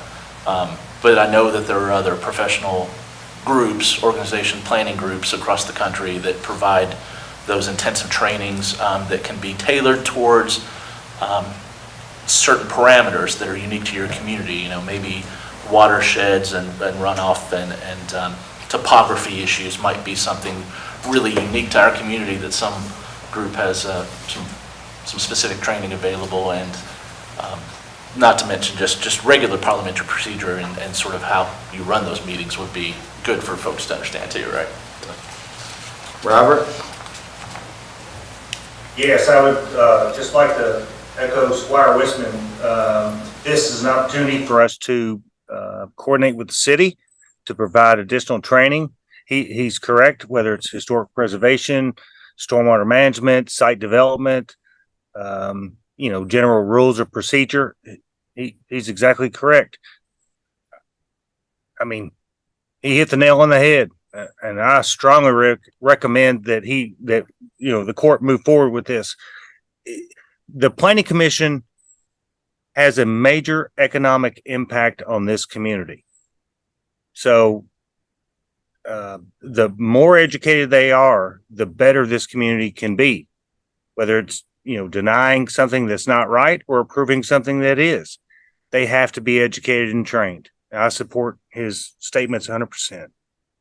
Well, Robert, I know you're working on some other things as far as maybe some recommendations that we can take to P&Z. So if you could maybe jot that down, so when we get to that point in our discussions that we could bring that up and maybe they could offer some additional training. Yes, sir. Thank you. Thank you. Alrighty, good conversations here. Next, Kim, payment of claims. Does anybody have any question on payment of claims? Squire Sebastian. Thank you, Judge. Sorry, I was zoning out there for a minute. It's okay. Under the jail fund, the court bills, so we all know that's an 03 account 5101. The important numbers at the end are 343 for medical services. So this is, indicates it's medical expense overage cost pool. So is this the regular payment to the cost pool, or is this in addition to the cost pool? The reason I ask that is during our budget discussions, we had a very extensive conversation about the cost pool having an adequate amount in it, and I think State and the jailer said we won't be going over that. So I'm just trying to see where we're landing based on that conversation we had just about a month ago. I questioned the jail about that, and they said it was the hospital and doctor bills that get processed. They've sent them out for repricing, and it took some quite time for them to get back. Okay, so these are additional costs above the cost pool that they are trying to send back through the billing process. Is that what you're saying? Yes. That's kind of how I'm understanding it, right? Yes. Okay. But in the meantime, we have to pay the bill, right? Or that's, I guess, our discussion here tonight is, do we pay that? Do we pay the bill? Knowing that it's been sent back through the medical process. I'm asking. They did the rebilling, and then they billed us after it was all approved. Are you saying So this is it's the been new number? It's already been rebuilt? Yeah. Yes, it's the new numbers. This is the new number, Yes. but this isn't included in the original bid? This is above and beyond? Because I'd like clarification. They just, the jail said they just sent them out for repricing, and it's always been taking quite some time on the hospital and doctor bills. I'm still lost. Kelly, I got the confusion now. So to answer your question, it is an overage of the cost pool. You know, Kim's right when she looked into it, because we looked into it because of the dates. She brought it to me and she said, these are old. But it's the process of insurance, you know how long it takes. I do, absolutely. You know, for them to get it to the insurance company, could take 30 days, and then the insurance company. But to answer your question, yes, this is an overage. So, Okay. if I could, is this, I'm really confused, good question. So, is this coming from prior us setting the new budget? Is this like old? Kim, do you know what the dates were on this? Yes, some of these were up to a year old. So that's what it sounds like to me. I'm That hearing makes more sense now. Exactly. I think to Squire Sebastian's point, we want to make sure we just started a new budget that there's not already overages. So this is last fiscal year, basically, Yes. and we're playing catch up. Do you remember what the most recent date was? I can't remember right off. I have to pull it out and look real quick.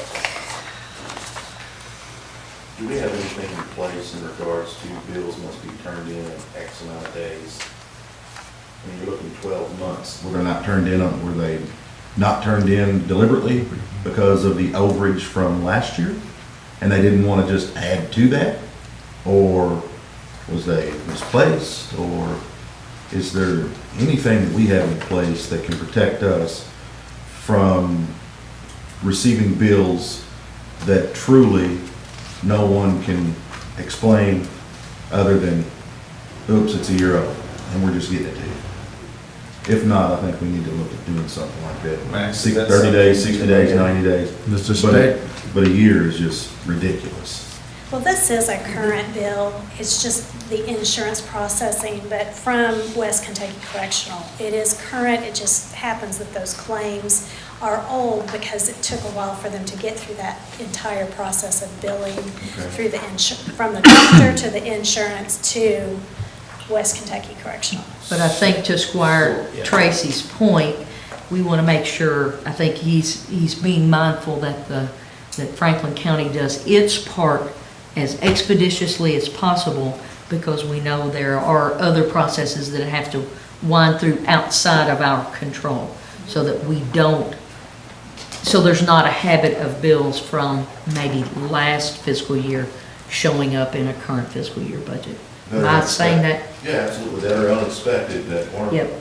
budgeted, because if you're looking at the number, we're about 7-8% already over on that line item. Yep. And again, that's not the only line item that's over, but Well, you know, being here on the, that is one being here, that's one consistent line item that's been over every year, because ultimately, at the end of the day, it's our responsibility to pay that help, and we can't get out of it, so. I think we would need to hold that vendor accountable for getting us the bills in a quicker manner. Whether they can, because it is dealing with doctors' insurance, I don't know. Right, well, just communication, hey, we've got this bill at this amount. But during the budget discussion in the finance committee, this was a large point of discussion.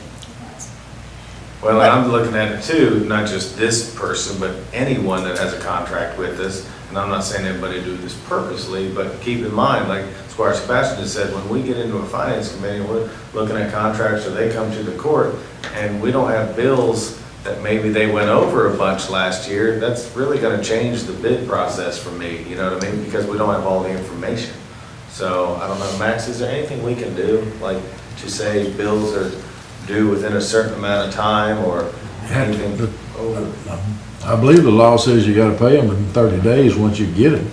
Right, but The I mean. state's not mandated to do that, but we are, the county Right, are. but can somebody send us a bill if it's over a year old, say? Yeah, Well, I agree, I Judge, understand it, that's the other side, but I bill insurance every single day of my life. Yeah. And there should be absolutely no reason that there is anything out for a year. There's just no reason. I think that's everybody's point. That's Yeah. ridiculous. I think everybody's trying to say that in a nice way. Yeah, well, I mean, seriously, I have to rebill things all the time. I've never had anything take a year, so there's something else Mr. County Attorney, is Going there on. anything we can do besides that. on our end to say if, you know, if we send something out to all of our vendors or especially people we have contracts with, that if we receive a bill that's over X months or something like that, that we're not required to pay?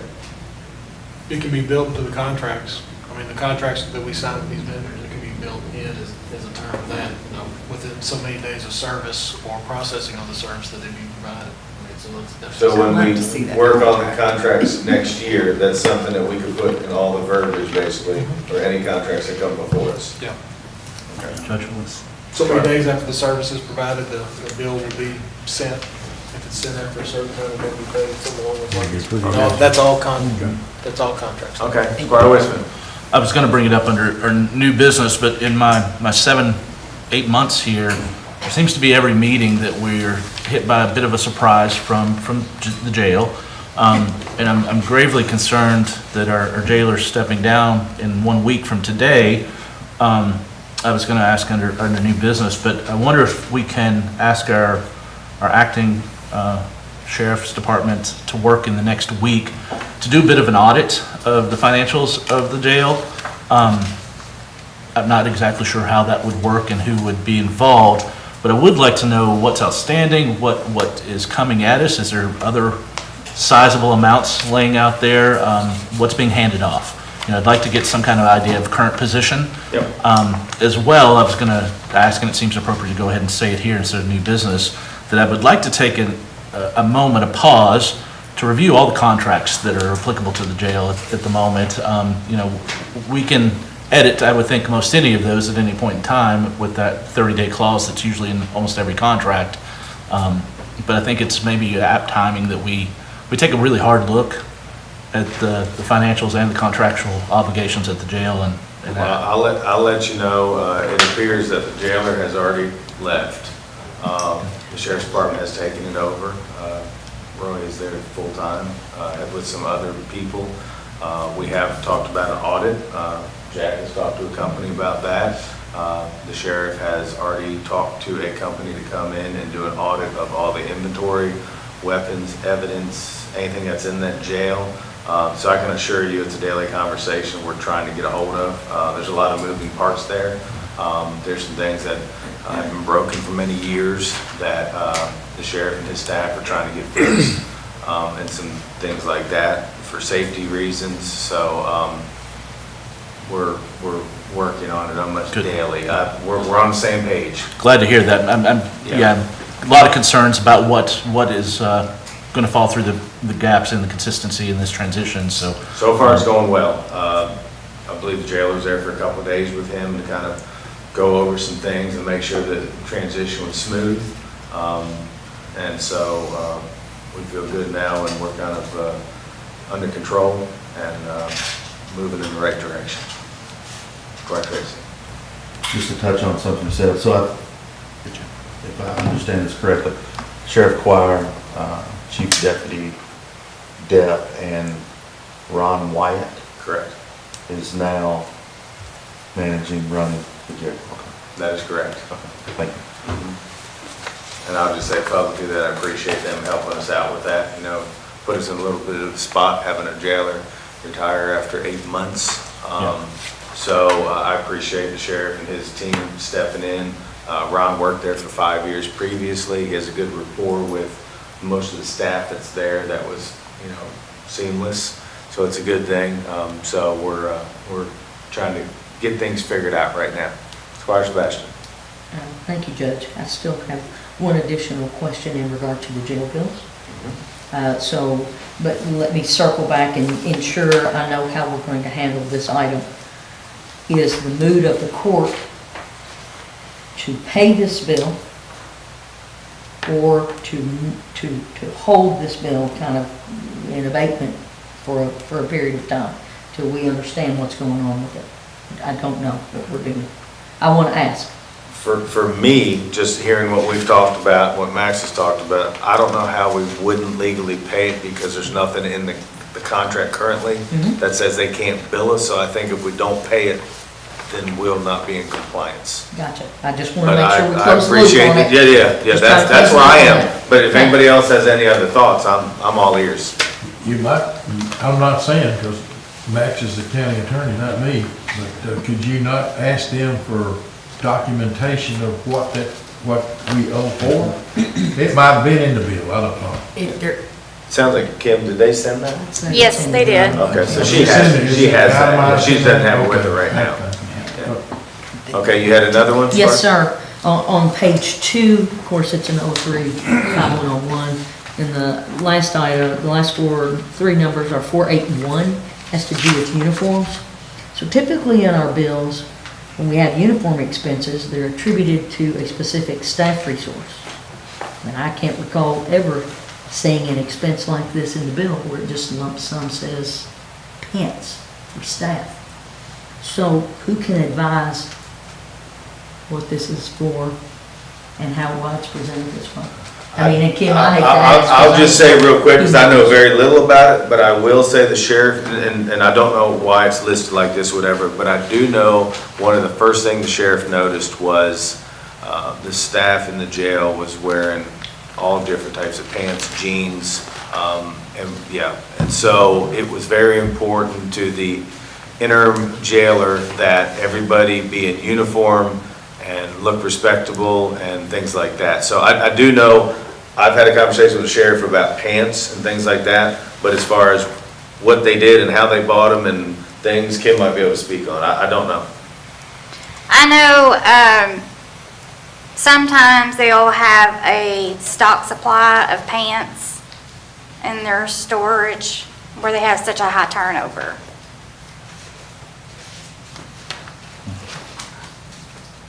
I mean, when we look through the bills, it always says uniforms for Sebastian or uniforms for Blackburn. Typically, it's road department and fire. I don't know if I've ever seen uniforms in the jail that We had uniforms there because of the turnover. And if you recall during the budget, I asked what happens with that, especially if someone comes in and stays for a week, what happens with the uniforms? And our jailer said, we don't hang on to used uniforms. Remember? That conversation happened in fire. Absolutely. So I guess my gut feeling is they went and bought a ton of pants of a bunch of different sizes and got everybody in uniform overnight. I mean, we can inquire with the sheriff about that, and I'll get back to you on that, because I don't know the answer, but just having listened to him and what I know, I could see that happening. Okay. Everybody tell me your sizes, we're going to the store. You know? And I will just add to that I think they're trying very hard to raise morale a little bit so they don't lose the rest of the jail. Yeah. And they're doing a really good job of it, I think. So this may just be part of that. Yeah, yeah. Thank you for saying that, Yeah. Squire. All right, any other questions for Kim? Nothing, Kim. Okay, do we have anything before we go into closed session? I do it on the other, but while we have, maybe now is appropriate time, if I'm out of order, just say so. We opened the door to talk about the jail here a little bit, and everybody here knows we put $2.7 million a year into support the jail, which is a sizable amount of money. I don't even know how many people work out there. Maybe everybody else in here does, but I don't. I don't know how many captains they got or how they break it down, lieutenants or just deputy jailers. Is there any way to get all that kind of information so at least we know what, at least I know. Maybe everybody else here does, but I don't. I think it's a great idea, especially with everything going on. Why don't we invite them to our next court meeting? Whenever would be appropriate. They haven't been there very long, but. Right, but I think by the 12th, they'll be in pretty good shape and know where they're going. And I think maybe between the sheriff and the acting jailer, they can kind of give us an update, kind of tell us where they are and. I wear size 38 pants today. Thank you for wanting to bring you pants. Alrighty. Everybody good with payment claims? Everybody's good there? Alrighty, so I have a motion, authorization to go into closed session per KRS 61.8101 CF, discussions of proposed or pending litigation against or on behalf of the public agency, discussions or hearings which might lead to the appointment, discipline, or dismissal of an individual employee. So moved. All those in favor say aye. Aye. All those opposed? We are in closed session.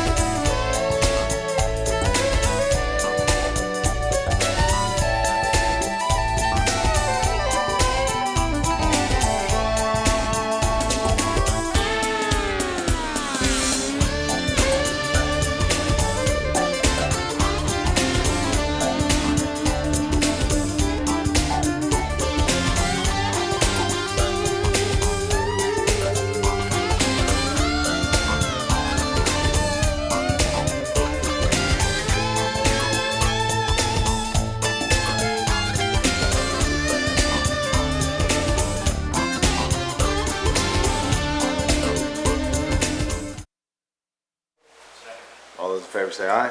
Aye. All those opposed say nay. We're in open session. Any questions on the new hire for the co-op student? Seeing none. Other business. Does anybody have any other business? Yes. Squire Dykes. I would like to make a motion to establish a committee for the opioid money effective immediately, please. I've got everything I need for it now. I'll second that, and I would like to serve on it. All right, discussion?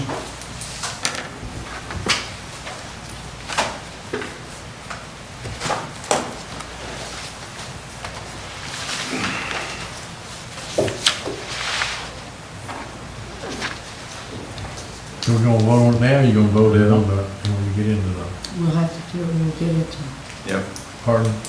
we'll have to do it when we get into the court. When we get into the voting session, Unless the judge What decides is the to handle procedure? it like he handled every other committee. What's that? I guess unless you decide you're gonna handle it like you handled every other committee, Right. then unusual to handle one differently. So, I don't care how it's handled, I just want to move on with it. okay. Tried it 3 times now, so I don't know how else to do it. Yeah, no, that's fine. Yeah, and I know we need to. I know get you're this. busy and you've done it, you're doing 100 other things. Yeah, no, but it is important. We have talked about this, so let me get this figured out, and I promise I will get back to you all, okay? Thank you. Yep.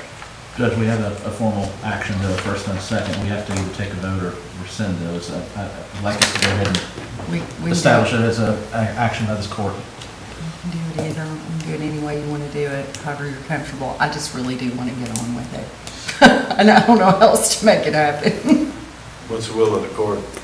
I mean, I personally like to think about this for a minute, because this is a big deal, committee to put together, and I also want to think about who else, other than just a couple of people from the court, that need to be on it. And I don't have that answer right now. I've got some ideas about that I'd Yeah. like to discuss. But I'd rather We kind of can. get it all figured out before we move forward with it. That's fine. I'll rescind it Okay. if that makes it Yeah. easier, if you No, that'd be, promise to and move I on with promise, yeah. it. I'm just, Never talked I'm to holding Mitzi. your head No, underwater. no, we know, this is a hot topic, so we need to get going on it. I think we're fine to that point. Go ahead, Glenn. in other business here, in relation to that, KMCA is hosting this opioid training program for 3 or 4 hours on the 30th, I which go to I've signed all of up them. for. And, I've been to all of them. I'm sure you have, but if anybody would be interested in knowing how that funding, what you can spend the money on, all that thing, you can tune into that. Cost you $30 and get an hour of training. Amy, are you signed up for that? Is that one that I asked for? I think it was. There's 3 different ones, and I've signed up for all, even maybe more than that, but I signed up for 3. I'll make sure that. It's all in one day. Okay. All right, anything else in other business? Can we talk about movie night since the date's been set? Absolutely. So the date's set for movie night on October 21st, and we are taking a poll, right? Correct. To show the movie. Yes. And so several are working on different activities and events. Thank you for putting the graphic up. Yep. That'll be part of this event, annual event that we've had now. This will be the 5th. Is this fifth? Can I'm I, excited. can I just say something? Yeah. This park is right up the road from me. I know nothing about movie night. Like, nobody has said a word to me about this at all. I think the Parks Committee's been Okay. working on it. I don't listen, that's the other issue, okay? I know nothing, I know why, I know nothing about the park, let's just be honest. But I know nothing about what happens at the park. Nobody tells me anything about the park. I saw it on Facebook. Me too. I would really, really, really like to know what the court is doing, what the events are. If somebody would send it to me, I would love it. I would love to know before it comes out on Facebook that the whole fiscal court's putting it on and I don't know anything about it.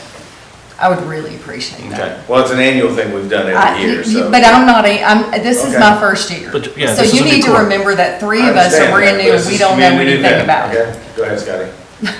This is one of the events that I think we talked about when we first planned, I think there were 3 or 4 events that were talked about at the very beginning of this court. So you're looking January, February.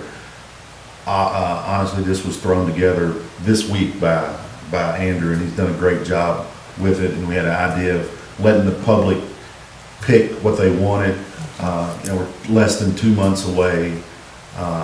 So I think it's awesome. I'll take the whole, the no communication part, I'll take that. That's my fault because I've been on poor Andrew for a couple weeks and he done a great job getting it together. Yeah, it's wonderful. I think it's great. I just hate when yeah. I don't know about it and people ask me about things and I know Totally my nothing fault. about it. I'll take that. That's on me and I do apologize. But I will also say that on Friday, October the 20th, there's going to be a golf scramble at Lakeview Park. It's going to be 2 flights. It's going to be golfing for literacy. So that information will be coming out as well. And it's going to be $100 a team, $50 a person. You just rolling this off the top of your head? Absolutely, and we cannot wait. We're all learning together. Yeah, to get you signed up for that. And Andrew will be posting that here shortly. Yeah. Judge? Well, I've shared it, I saw it on Facebook and shared it. I That's where shared it saw too as soon as I saw it. I know nothing that comes out of the park. That's on me. I Nothing. apologize. That's the only thing I hate about these committees is I feel like I don't hear anything that comes out of them. Like I feel totally cut off from a lot of what happens. And so I'm not sure how to fix that. Like I just feel like I don't know half of what's going on. And people ask me about it and I'm like, I don't know. I don't know. I will say, just for me, it's hard to keep up, and Yeah. I don't think it's practical for me to reach out to everybody. And I had a meeting last week with Squire Wisman. Anytime you want to come by, we'll have coffee. I'll tell you everything I know. It's just If we had a way, sincerely, if we had a better way of just putting things is it out. on the calendar, the Mitzi updates? I ran a program that was statewide and I got everything we did out Yeah. on Facebook, like just with that group. Yeah. There are ways of doing this. Yeah. This just does not seem to do it. And you should not have to do it. You have got far too much to do. Yeah. So they're just, I don't know, I'll think about it, but there's Okay. gotta be a better way of like sharing information. Well, I thought Mitzi put a calendar She does. and made it available to everybody. Now, I don't know, I haven't checked it, so I Right. can't say. There is a calendar of events, I just know that. because there's But a she calendar, sent us she all puts messages everything saying, on, like hey, the if calendar's KSU's up. doing a ribbon cutting or something, it's on there, just so everybody's aware of what's going on. Yeah, I've So you looked might at check it. with her. It's a shared calendar. I've looked at it before, but committee meetings don't go up there, and some things don't make it to that. I've asked several times in the past 7 months, and I think it pertinent to ask again here. Could we please just start an email chain that one of the staff can send us notification every week of what committee meetings are going to be happening, what events are happening? That would Because be again, awesome. I learned that the Halloween event yesterday on Facebook as well, and I knew the International Festival was coming, but I hadn't heard the date on that yet. And we do get questions all the time, and I don't feel as informed as I would like to about being able to share things with the public. So I'll echo a valid concern that we need to figure out a better way of communication. Yeah, and it's not a criticism, I Yeah. swear it's not. It's just I'm trying to figure out how to stay informed because I'm busy too, like otherwise outside of here. And I'm also a little ADHD, I'm a lot ADHD. And so I'm trying to keep my brain like focused on both things. You know what I mean? Yep. And I don't know how to do that when it's just constantly Maybe we moving can and I do don't like know a Cliff what's Notes, going on. Cliff Notes of the week or something. It's really, yeah. Yeah. I don't know. Some good notes. There's got to, and I don't mind taking it on myself to try to Yeah. figure it out either. No. Not at all. I just hate to feel a chime in little here. lost. We've been here long enough, but I feel like sometimes I don't know what's going on either, but I blame it on myself for not being aggressive enough to find out. It's my fault. It's out there. I found out tonight about the Halloween movie night on the 21st. It's okay, still 2 months away, I'm good, It is, but somebody literally asked me about But it and I it's, did not know about it. And I blame that's not myself okay. more than anybody else for not being aggressive looking, trying to find out. I'm not, I hate to bother the judge or Amy or whatever, whenever I know they're busy. But if, maybe it comes down to the point where I need to be more aggressive about it, then that's my fault. I had more We'll get time, it I would figured do out. that. All right, any other business? Thank you. All righty. Everybody's ready? We're gonna roll right into the voting session. Clerk, please call roll. Squire Sebastian. Here. Squire Blackburn. Present. Squire Dykus. Here. Squire Tracy. Here. Squire Tanner. Here. Squire Wistman. Present. Judge Mueller. Present. Thank you. Authorization for approval of minutes from special meeting of August 7, 2023. So moved. Second. All those in favor say aye. Aye. All those opposed say nay. Motion passes. Authorization for approval of minutes from regular meeting of August 10th, 2023. So As- moved. As amended, second. All those in favor say aye. All those opposed, nay. Motion passes. Authorization to accept a resolution of the Franklin County Board of Health establishing public health tax rate in the year of 2023 for Franklin County Public Health Taxing District. I move. Second. All those in favor say aye. Aye. All those opposed say nay. Motion passes. Authorization to approve an agreement with the administrative offices of the court and Office of Friend of the Court for access as a government entity to use CourtNet. So moved. I second. All those in favor say aye. Aye. All those opposed say nay. Motion passes. Second reading and approval of ordinance amending ordinance number 391989 series relating to the Joint City Planning Commission number of members and establishing a meeting frequency. Judge, So, Judge, I'm going to make a motion to remove the following language from agenda item 6. Establish a meeting frequency, and add removal of non-citizen member to that in its place. Thank you, Squire Second. Sebastian. Clerk, did you get that? Yes. Okay, we have a motion. Do we have a second? Second. Okay, thank you. All those in favor say aye. Aye. All those opposed say nay. Motion passes. Thank you. Authorization to approve a resolution authorizing the filing of an application to the Kentucky American Water. Judge. We just approved the amendment. We need to approve the ordinance Okay, Actually, as amended, true. as amended. okay. So I'll read it again. Second reading and approval of ordinance amending ordinance number 391989 series related to the Joint City County Planning Commission number of members. Period. Huh? Period. Yeah, number of members and removal of non-citizen member. So moved. Second. All those in favor say aye. Aye. All those opposed say nay. Ordinance passes. Thank you. Authorization to approve a resolution authorizing the filing of an application to Kentucky American Water Firefighting Support Grant Program for the Franklin County Fire Department.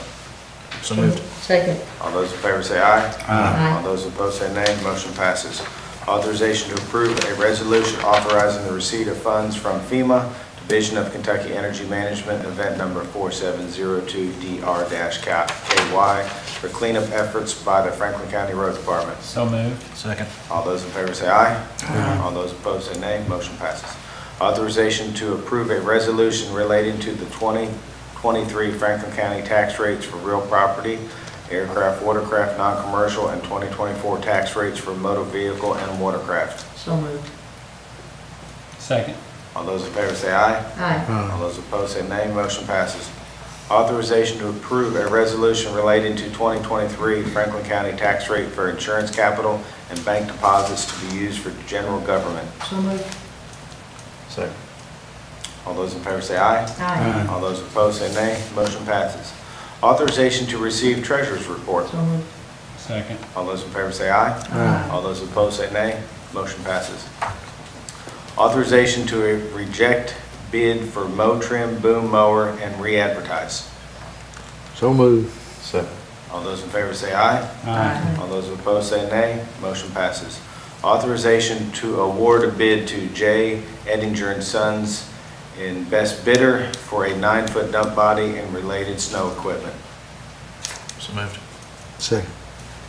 All those in favor say aye. Aye. All those opposed say nay. Motion passes. Authorization to advertise for sealed bids for one trommel screener with conveyor. So moved. Second. All those in favor say aye. Aye. All those opposed say nay. Motion passes. Authorization to approve board appointment Michael Reed Mills to the Franklin County Planning Commission with a term ending on June 30th, 2027. So moved. Second. All those in favor say aye. Aye. All those opposed say nay. Motion passes, and I want to thank him for serving on that board for us. Payment of bills. Is there a motion offered to deny payment of any claims?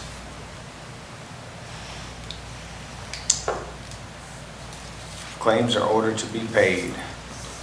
Authorization to hire Cameron McDonald as a part-time co-op student. So moved. Second. All those in favor say aye. Aye. All those opposed say nay. Motion passes. Welcome. Authorization to adjourn. So moved. Second. All those in favor say aye. Aye. All those opposed say nay. We're